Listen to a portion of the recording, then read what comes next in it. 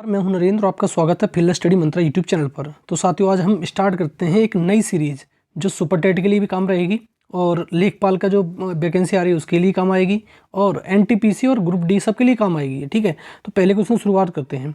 यदि किसी व्यक्ति को विक्रय मूल्य पर 20% की हानि होती है, कितने की? 20% की हानि हो रही है, तो उसे क्रय मूल्य पर कितना परसेंट का लाभ होगा?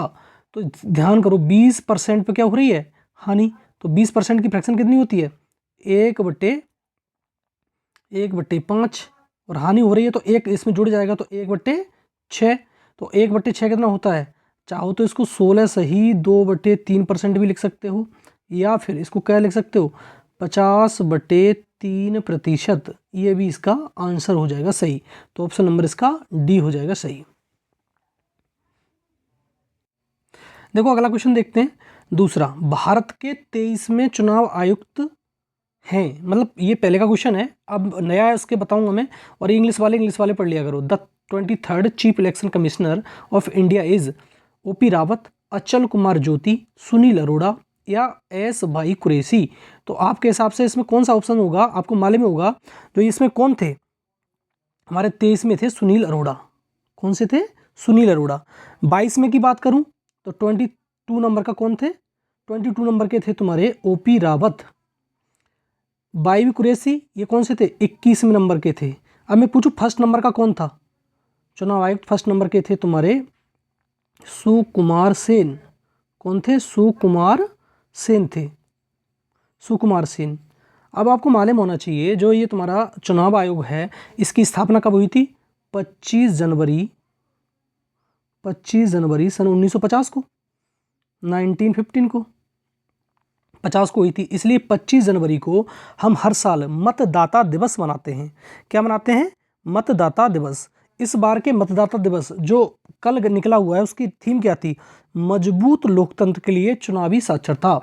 मजबूत लोकतंत्र के लिए चुनावी साक्षरता इसकी थीम थी। अब लेकिन ये बात इंपॉर्टेंट है, लेकिन अब सुनील अरोड़ा के बाद जो चुनाव आयुक्त बने वो कौन बने? सुनील अरोड़ा के बाद जो चुनाव आयुक्त आए हैं नए, वो हैं सुशील चंद्रा। कौन से हैं? सुशील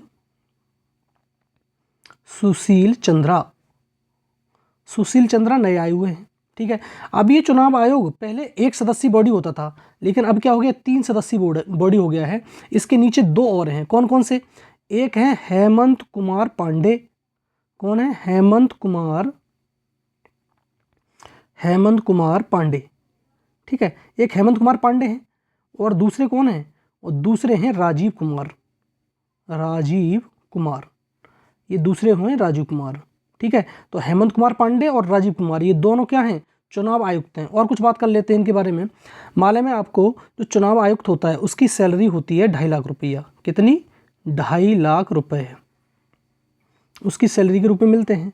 इनका कार्यकाल कितना होता है? कार्यकाल होता है 6 वर्ष या 65 वर्ष। 65 वर्ष जो पहले पूरा हो जाए उस पर क्या हो जाएंगे? ये रिटायर हो जाएंगे। 6 वर्ष या 64 वर्ष? 65 वर्ष, सॉरी, 6 या 65। और इसका संविधान के किस भाग में उल्लेख किया गया है? तो संविधान के भाग 15। ये भी ध्यान रखना, भाग कौन सा? भाग है 15। अगर पूछे अनुच्छेद किस में उल्लेख किया गया है? जो अनुच्छेद है इसका अनुच्छेद है 324 से लेकर 329। इस अनुच्छेद में भारत के चुनाव आयोग का उल्लेख किया गया है। ये ध्यान रखना, भारत के चुनाव आयोग का उल्लेख किया गया है 324 से लेकर 329। तो इसका आंसर क्या हो गया? सुनील अरोड़ा। लेकिन हमको क्या ध्यान रखना है? सुशील चंद्रा ध्यान रखना है, लेटेस्ट वाला सुशील चंद्रा। एक और बात बता दूं, इनके साथ एक व्यक्ति और थे, अशोक लवासा। आपको मालूम हो शायद कौन थे? अशोक लवासा। इधर लिख दो, मिटा के लिखता हूं दोबारा से। क्या थे? अशोक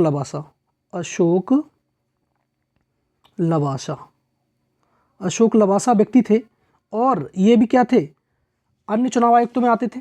तो इन अशोक लवासा को अब क्या पहुंच गए? ADB, Asian development bank. ठीक है, इसका हेडक्वार्टर कहाँ है? मनीला में। और ये जापान का बैंक बोला जाता है। इसके क्या हैं? ये इस समय उपाध्यक्ष हैं। क्या हैं? उपाध्यक्ष हैं ये इस समय इसके। ठीक है, अशोक लवासा ये उपाध्यक्ष हो गए इसके यहाँ पे। और इसका अगर ADB का पूछे हेड कौन है? मात्सुगु असाकावा। ठीक है, असाकावा हेड है। और एडीबी को क्या बोला जाता है, भारत के लिए सॉफ्ट लॉन विंडो बोला जाता है। तो ठीक है, इस क्वेश्चन से आपको इतनी इन्फॉर्मेशन मिल जाती है। अगले क्वेश्चन पे चलते हैं, आओ। अगला क्वेश्चन ये है, देखो क्या कह रहा है, भारत में राष्ट्रीय खेल दिवस कब मनाया जाता है। अगर आपको मालूम होना चाहिए, राष्ट्रीय खेल दिवस मनाया जाता है 29 अगस्त को। ये क्या है, क्यों फेमस है, ये किस लिए इतना इंपॉर्टेंट है ये, तो मेजर ध्यानचंद जो थे, मेजर ध्यानचंद, मेजर ध्यानचंद, जो मेजर ध्यानचंद थे, उनका क्या है, जन्म दिवस होता है, जन्म दिवस, जन्म दिवस होता है। और इन्हीं के नाम पर क्या अवार्ड दिए जाते हैं, खेल रत्न पुरस्कार दिए जाते हैं। आपको मालूम होना चाहिए, खेल रत्न पुरस्कार, खेल रत्न पुरस्कार वितरित किए जाते हैं, खेल रत्न पुरस्कार, खेल रत्न पुरस्कार दिए जाते हैं। और ये खेल रत्न पुरस्कार की शुरुआत कब से हुई, इनके नाम से दिए जाते थे इनके इसी पे 29 अगस्त को, लेकिन क्या बोलते थे, राजीव गांधी खेल रत्न पुरस्कार, राजीव गांधी खेल रत्न पुरस्कार, खेल रत्न पुरस्कार बोलते थे। कब स्टार्ट किया गया था, स्टार्ट किया गया था 1991-92 में, 1991 1992। पहला किसको मिला था, पहला खेल रत्न पुरस्कार मिला था माइंड मास्टर।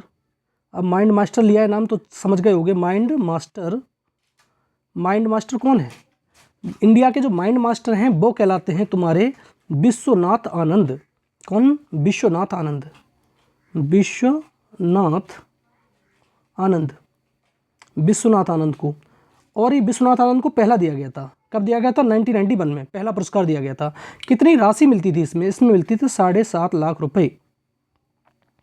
कितनी राशि प्रदान की जाती थी, 7.5 लाख रुपए की राशि प्रदान की जाती थी। लेकिन अब इसका ट्रेंड चेंज हो गया है। पिछली बार सन 2020 में जो ये दिए गए थे उसमें एक रिकमेंडेशन लगाई थी, तो ये कहा गया था इसकी राशि बढ़ाई जाए। तो राशि बढ़ा के कितनी कर दी गई है, 7.5 लाख से इस राशि को कर दिया गया है 25 लाख।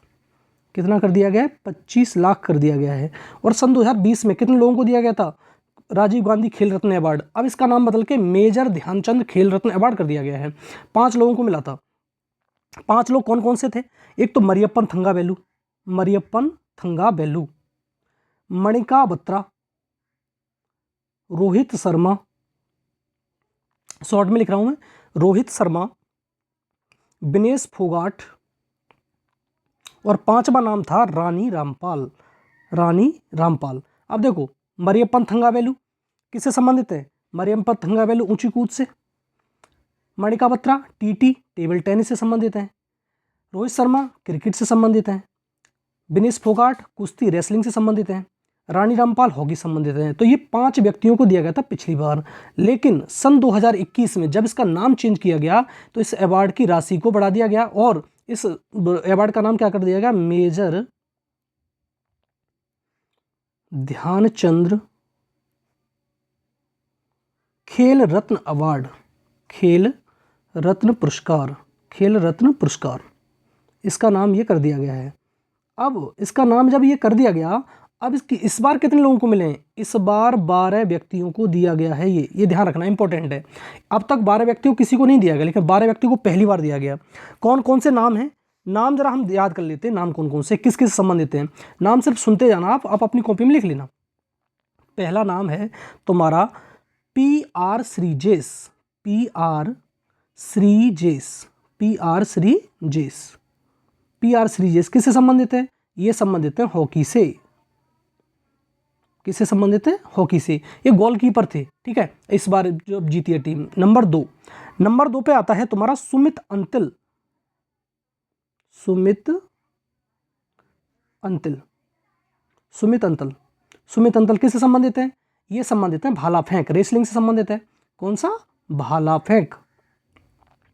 क्या जीता, पैरा ओलंपिक में इन्हें गोल्ड जीता है। क्या जीता है, गोल्ड जीता है। अगला मिटा के लिखता हूं। अगला तीसरा नाम, जो तीसरा नाम है वो है तुम्हारा प्रमोद भगत, प्रमोद भगत। आपको मालूम है प्रमोद भगत किससे संबंधित हैं, बैडमिंटन से। क्या जीता इन्होंने, गोल्ड जीता इन्होंने भी। अगला नाम है चौथा नाम है तुम्हारा कृष्णा नागर, कृष्णा नागर।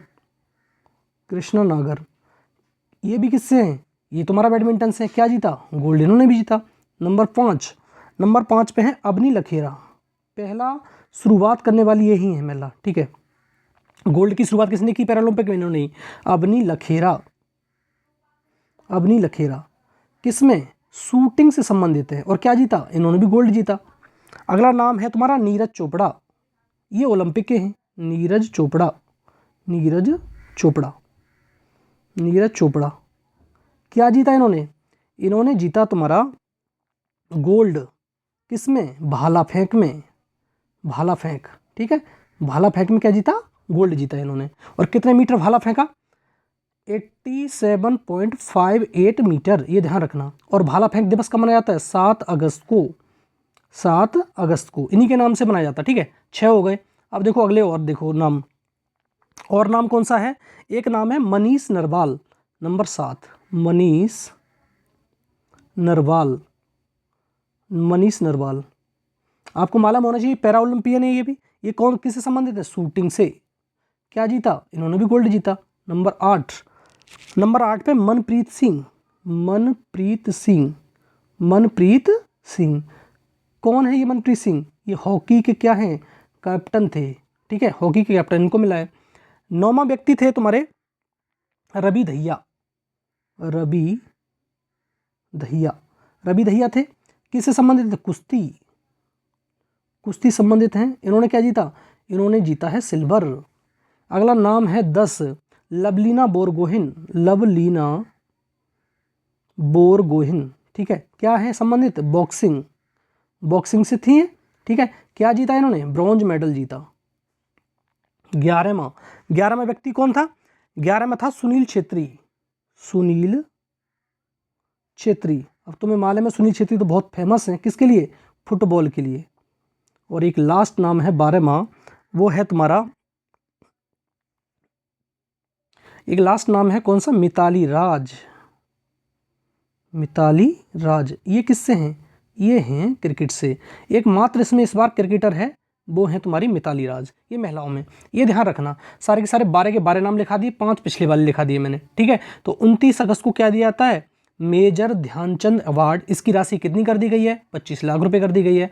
और एक और बात बता दूं मैं एडिशनल, मेरठ में, उत्तर प्रदेश मेरठ, क्या खोला गया है, major Dhyanchand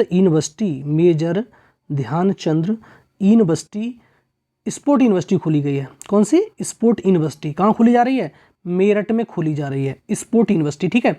major Dhyanchand sport university Meerut में खोली जा रही है। तो इसका ऑप्शन हो जाएगा 4, ठीक है। अगला क्वेश्चन देखते हैं। अगला क्वेश्चन ये रहा, क्या कह रहा है, बुद्ध चरित्र महाकाव्य किसने लिखा। जो बुद्ध चरित्र महाकाव्य था वो किसने लिखा, तो बुद्ध चरित्र महाकाव्य, ये तो हिस्ट्री से क्वेश्चन है, किसने लिखा है, अश्वघोष। किसने लिखा है, ऑप्शन ए इसका सही हो जाएगा, अश्वघोष ने लिखा है। अश्वघोष क्या थे, बुद्धिस्ट थे, ये क्या थे, बुद्धिस्ट व्यक्ति थे। इन्होंने अश्वघोष बुद्ध चरित्रम की रचना की है, किस भाषा में की है, भाषा बहुत इंपॉर्टेंट है। क्यों इंपॉर्टेंट है मैं बताता हूँ अभी। भाषा अगर तुम्हारे बुद्धिस्टों की भाषा देखो या बुद्ध की भाषा देखो, पाली थी, लेकिन ये किस में लिखा गया है, संस्कृत में लिखा गया है। किस में लिखा गया है, संस्कृत भाषा में लिखा गया, इंपॉर्टेंट इसलिए भी है ये, ठीक है। और इसे जो बुद्ध चरित्र है इसको क्या कहा जाता है, महाकाव्य है ये, ठीक है। किसका, बुद्धों का महाकाव्य कहलाता है ये, ठीक है। बुद्ध चरित्र कौन सी सदी में लिखा गया, ये 2nd सदी में लिखा गया है, 2री शताब्दी में ये लिखा गया था, ठीक है। 2री शताब्दी में बुद्ध के समय ही लिखा गया था ये। किस समय, बुद्ध के समय पे ही लिखा गया था ये, अश्वघोष द्वारा लिखा गया था, ठीक है। संस्कृत भाषा में है, अश्वघोष द्वारा लिखा गया। अब ये ऑप्शन नंबर इसका सही हो जाए। अगला क्वेश्चन देखो, अगला क्वेश्चन है ये, क्या कह रहा है, विश्व पर्यावरण दिवस 2018 का विषय थीम क्या थी। और ये इंपॉर्टेंट इसलिए है क्योंकि ये क्वेश्चन हमारे देश में सन 2018 में हमने क्या कराया था, विश्व पर्यावरण जो था, पर्यावरण दिवस होता है, उसके होस्ट करने वाले कौन था, भारत था 2018 में। और इसकी थीम रखी थी प्लास्टिक पॉल्यूशन को कम करना, बीट प्लास्टिक पॉल्यूशन। अब देखो लाइन से बताता हूँ। उसके बाद आया सन 2019 में किसने मनाया, ये मनाया चीन ने, थीम क्या रखी, जैसे हमने प्लास्टिक को खत्म किया, उसने कहा बीट एयर पोल्यूशन। हम क्या करेंगे, बीट एयर पोल्यूशन, हम खत्म करेंगे इसको, वायु प्रदूषण को। और अब आया सन 2020 की बात। सन 2020 में कौन आ गया, ये मनाया कोलंबिया ने। और कोलंबिया ने थीम क्या रखी, कोलंबिया की थीम ध्यान रखना, बायोडाइवर्सिटी, बायोडाइवर्सिटी मतलब जैव विविधता। अब आया सन 2021 किसने मनाया, 21 मनाया पाकिस्तान ने। थीम क्या रखी है, रीस्टोरेशन अवर अर्थ, रीस्टोरेशन अवर अर्थ, ठीक है। ये विश्व पर्यावरण दिवस। अब देखो ये विश्व पर्यावरण दिवस मनाया कब से जाता है, एक संस्था की स्थापना हुई 5 जून सन 1972 में। कहां पर हुई, किस संस्था की, यूएनडीपी की, यूनाइटेड नेशन डेवलपमेंट प्रोग्राम, यहां पर हुई संस्था, स्थापना हो गई इसकी। स्थापना हुई 1972 में। कहां पर हुई, केन्या एक देश है, केन्या की राजधानी है नैरोबी, इसमें स्थापना हुई। इसका हेडक्वार्टर कहाँ है, नैरोबी में है। स्थापना हुई और स्थापना के बाद 1974 में, कब, 1974 में पहला पर्यावरण दिवस मनाया गया। और कब मनाया जाता है, हर साल 5 जून को मनाया जाता है। तो 4 ध्यान रखना, मैंने बता दिया कौन कौन से। हमारे 2018 में जो हमने मनाया था उसकी थीम रखी थी प्लास्टिक पॉल्यूशन को कम करना या बीट प्लास्टिक पॉल्यूशन। अगर चीन ने मनाया था उसकी थीम क्या रखी थी, उसकी थीम रखी थी बीट एयर पॉल्यूशन। और 2020 में बायोडाइवर्सिटी और 2021 में रिस्टोरेशन अवर अर्थ। और किसने बनाया था, पाकिस्तान ने। 5 जून 1972 को स्थापना यूएनडीपी ने की थी। केन्या नैरोबी में हेडक्वार्टर है, 1974 में पहला मनाया गया। तो 5 जून को हर बार ये मनाया जाता है। अगला देखो, अगला क्वेश्चन ये रहा, ग्लोबल हैप्पीनेस इंडेक्स, ठीक है, GHI 2018 की बात कर रहा है, लेकिन बात तो कर लेते हैं इसमें कितनी रैंक थी इसकी, 2018 में कितनी रैंक रही है, 2019 में कितनी रैंक रही है। तो सारी रैंकों की बात करता हूँ, सारी रैंक बताता हूँ आपको मैं। 2018 में जो रैंक रही थी, इसकी रैंक 133 थी। कितनी, 133, 133। और एक बता दूं, हैप्पीनेस इंडेक्स जो निकल के आता है हर बार, कब आता है, 20 मार्च को। कब आता है, 20 मार्च को हर बार निकलता है। दूसरी चीज जिसमें ये 2018 की है, अब मैं कहूँ सन 2019 की भारत की रैंक क्या थी इसमें। 2019 की जो भारत की रैंक थी वो क्या थी, 2020 की रैंक क्या थी, 2020 की रैंक क्या थी, 2021 की रैंक क्या है, ठीक है, 2021 की रैंक क्या है। तो 2020 की जो रैंक घट के फिर कितनी हो गई, 144, कितनी पहुंच गई, 144 हो गई। लेकिन अब जब हम आए 2021 में, ये रैंक इंपॉर्टेंट है क्योंकि लेटेस्ट है, इसकी रैंक कितनी हो गई, 139, कितनी हो गई है, 139, 139 कितने देशों में से, 149 देशों में से। ये लेटेस्ट वाली ध्यान रखनी है, ये तो क्वेश्चन हो गया। लेटेस्ट वाली है 139, 139वीं रैंक है 149 में से। पहले नंबर पे सबसे ज़्यादा खुशहाल दुनिया में कौन सा देश है, ये सबसे ज़्यादा खुशहाल है फिनलैंड, फिनलैंड। तो उसकी रैंक कौन सी है, फिनलैंड की, फिनलैंड की रैंक है पहली, फिनलैंड की फर्स्ट रैंक है, ठीक है। सबसे ज़्यादा खुशहाल देशों में फिनलैंड आता है। फिनलैंड को हजारों झीलों का देश भी बोला जाता है, ये भी ध्यान रखना, हजारों झीलों का देश कौन सा बोला जाता है, फिनलैंड। और ये फिनलैंड की फर्स्ट रैंक है। इसे जारी कौन करता है, जारी करता का ध्यान रखना, नाम क्या है, सतत विकास समाधान नेटवर्क, सतत विकास सस्टेनेबल डेवलपमेंट सॉल्यूशन नेटवर्क। ये इसे जारी करने वाली संस्था कौन है, सतत विकास solution network, sustainable development solution network, ये इसे जारी करती है, ठीक है। तो 20 तारीख। और इसमें एक बढ़िया बात यह है, या घटिया बात कह सकते हो आप, कि पाकिस्तान की रैंक हमसे कम है। इसकी रैंक कितनी है, 105वें स्थान पर पाकिस्तान, वो हमसे ज़्यादा खुशहाल है, ठीक है। ये हो गया क्वेश्चन 133। आगे देखो क्वेश्चन, ये क्या कह रहा है, नाथ पंथ नामक संप्रदाय के प्रवर्तक कौन थे, मस्तेंद्रनाथ, गोरखनाथ, श्रीनाथ और बासव। ये 4 नाम जो रखे हैं। तो इसके सांप्रदायिक जो संस्थापक थे या संप्रदाय के जो प्रवर्तक थे वो के मस्तेंद्रनाथ, इन्होंने इसकी स्थापना की। और ये किसकी पूजा करते थे, ये शिव की पूजा करते थे। किसकी, शिव की पूजा करा करते थे ये, ठीक है, शिव के वो थे। और एक वो आता है क्वेश्चन, एक क्वेश्चन और देखा था मैंने कि मस्तेंद्रनाथ थे वो किस जाति संबंध रखते थे, तो ये मछुआरा, कौन सी जाति थी उनकी, मछुआरा जाति से संबंध रखते थे, मछुआरा जाति से थे ये, ठीक है। और अगर ये इनके शिष्यों की बात करें, इनके शिष्य कौन था, इनका शिष्य बहुत इंपॉर्टेंट है, वो है गोरखनाथ। गोरखनाथ, गोरखनाथ थे, और गोरखनाथ को ही ज़्यादातर ऑप्शन मारते हैं बच्चे, ठीक है। अब पूछो नाथों की संख्या कितनी है, जो नाथ हुए वो हिंदू धर्म में है ये, तो नाथों की संख्या पूछी जाती है, नाथों की संख्या कितनी है, नाथों की संख्या है 9, ये भी ध्यान रखना, कितनी संख्या है, नाथों की संख्या है 9, और शिव के क्या होते हैं, ये उपासक होते हैं, भक्त होते हैं। अगला क्वेश्चन देखो, अगला क्वेश्चन ये है, कह रहा है निम्नलिखित में से कौन सा कर्नाटका का लोक नृत्य है, गरबा है, चरकुला है, जावरा है, या यक्षगान है।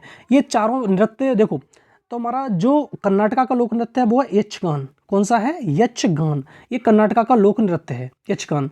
अब कर्नाटका की बात कर देता हूँ मैं, कर्नाटका की बात करें तो कर्नाटका की राजधानी क्या है, बेंगलुरु।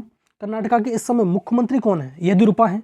और अगर राज्यपाल की बात करें तो राज्यपाल कौन है, थावर चंद गहलोत, इनके राज्यपाल हैं। अगर जो कर्नाटका है उसका एक चीज़ ध्यान रखना, 31 एक जिला बना है, डिस्ट्रिक्ट बनी है, उसे नाम है विजयनगर। क्या नाम है, विजयनगर। विजयनगर डिस्ट्रिक्ट बनी है, 31वां जिला बना है, ये ध्यान रखना, 31वां जिला बना है विजयनगर। एक चीज़ हो गई। और अब तो अब तुमको मालूम है कि KGF कोलार गोल्ड फील्ड कहाँ पर है, वो भी कर्नाटका में, सबसे ज़्यादा गोल्ड भारत का कर्नाटका में पाया जाता है। कर्नाटका के नेशनल पार्क की बात करें तो कितने नेशनल पार्क है कर्नाटका में, ये ध्यान रखना। एक तो तुम्हारा हो गया बांदीपुर, बांदीपुर, बन्नेरघट्टा, ठीक है, शॉर्ट में लिख देता हूँ बन्नेरघट्टा। और तीसरा तुम्हारा कुद्रेमुख, कुद्रेमुख, अंसी, और तुम्हारा नागरहोल, नागरहोल नेशनल पार्क। कौन कौन से, बांदीपुर, बन्नेरघट्टा, कुद्रेमुख, अंसी और नागरहोल, ये नेशनल पार्क पड़ते हैं। अगर लोक विधानसभा की सीटों की बात करूं तो यहाँ पर कितनी है, विधानसभा सीट हैं 224, लोकसभा सीट है यहाँ पर 28, विधान परिषद सीट हैं तुम्हारी 11, और विधान परिषद सीट है, राज्यसभा सीट हैं 11, और विधान परिषद सीट हैं तुम्हारी 75, ठीक है 75। जो थावरचंद गहलोत हैं वो सामाजिक और अधिकारिता मंत्री थे पहले, अब क्या बना दिए गए, यहाँ के राज्यपाल बना दिए गए, ये ध्यान रखना। अब मैं कहूँ जो गरबा होता है वो कहाँ होता है, गुजरात में। चरकुला नृत्य कहाँ का फेमस है, यूपी का। जावरा नृत्य कहाँ का फेमस है, ये ध्यान रखना। ये नृत्य किसके द्वारा किया जाता है, ये नृत्य किया जाता है तुम्हारा जो गरासिया जनजाति होती है, कौन सी, गरासिया जनजाति। और ये कहाँ का, अगर पूछे कहाँ का नृत्य है तो ये मध्य प्रदेश का नृत्य है, बस इतना ध्यान रखना, ठीक है। तो ऑप्शन नंबर इसका यक्षगान हो गया, ऑप्शन नंबर डी। अगर क्वेश्चन देखो, कह रहा है कांचीपुरम में कैलाश मंदिर या शिव मंदिर जिसकी भीतरी दीवारों में रंगों से मूर्तियां बनाई गई हैं, किसने बनवाया था, देव बर्मन, महेंद्र बर्मन, नरसिंह बर्मन फर्स्ट और नरसिंह बर्मन द्वितीय। तो ये बनवाया था नरसिंह बर्मन द्वितीय ने। किसने बनाया था, नरसिंह बर्मन द्वितीय ने।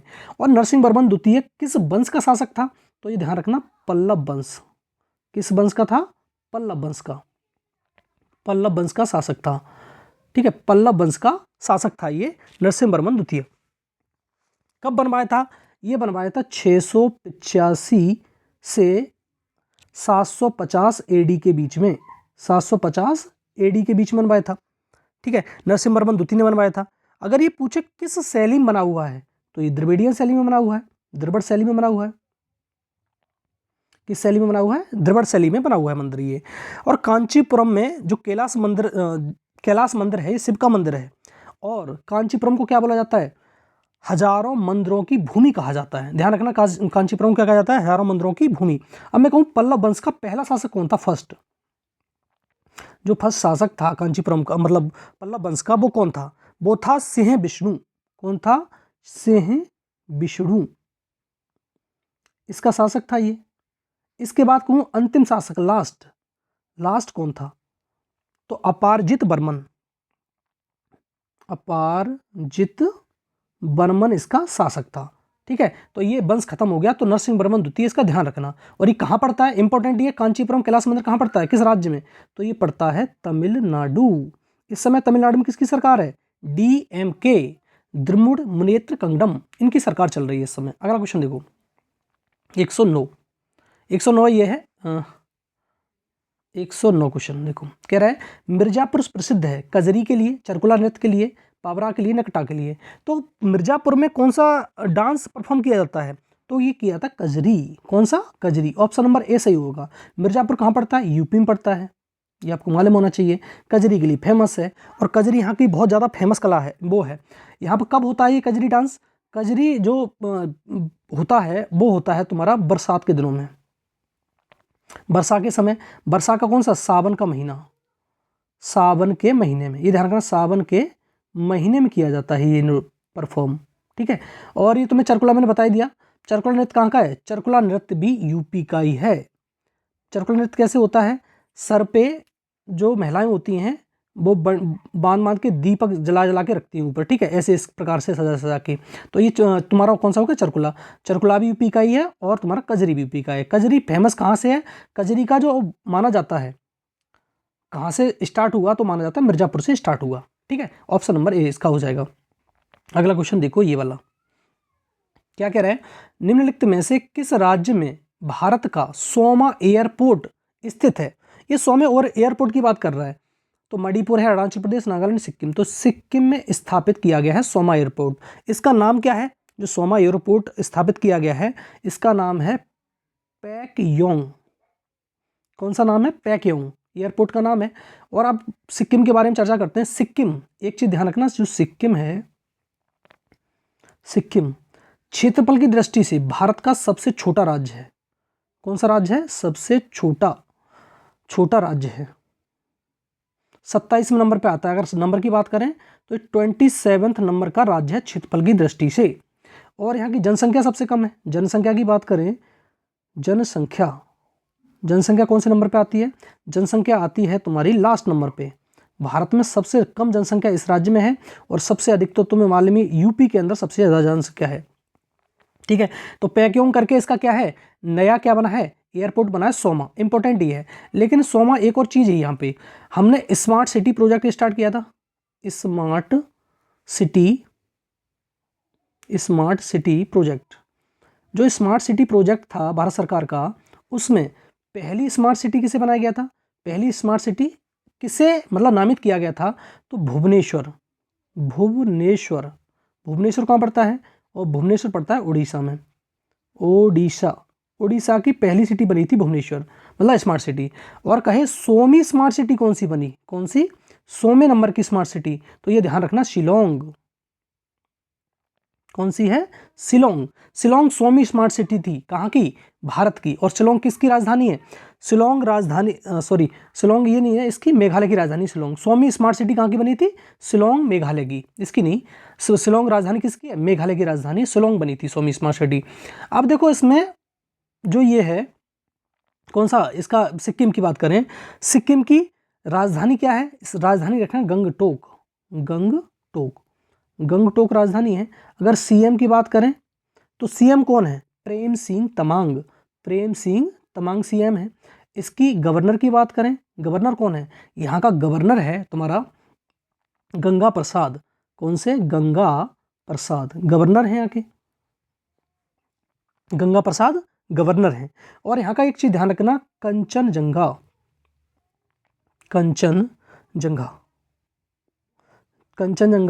राष्ट्रीय उद्यान भी है यहाँ का, राष्ट्रीय उद्यान भी है, और बायोस्फीयर रिजर्व भी है। बायोस्फीयर रिजर्व ये भी है, दोनों चीज हैं ये, ठीक है। और भारत की पूछे सबसे ऊंची चोटी कौन सी है, तो भी आप क्या लगाओगे? कंचनजंगा। और ये निर्विवादित जो चोटी है, जो कहाँ आती है? ये तुम्हारी भारत में आती है। लेकिन अगर वैसे पूछे भारत की सबसे ऊंची चोटी, तो K2 है, ठीक है, K2 है। लेकिन पूछे भारत के बिल्कुल भारत की सीमा के अंदर स्थित है, तो यह है कंचनजंगा। K2 की ऊंचाई कितनी है? 8,811 मीटर, 11 मीटर, 8,811 मीटर की है, 8,611 मीटर की है, ठीक है। तो ये ध्यान रखना इस वाले क्वेश्चन के थ्रू, ठीक है। ये क्वेश्चन हो गया। तो साथियों वीडियो बहुत बड़ा हो जाएगा, तो मैं आज इतने ही क्वेश्चन रखता हूँ।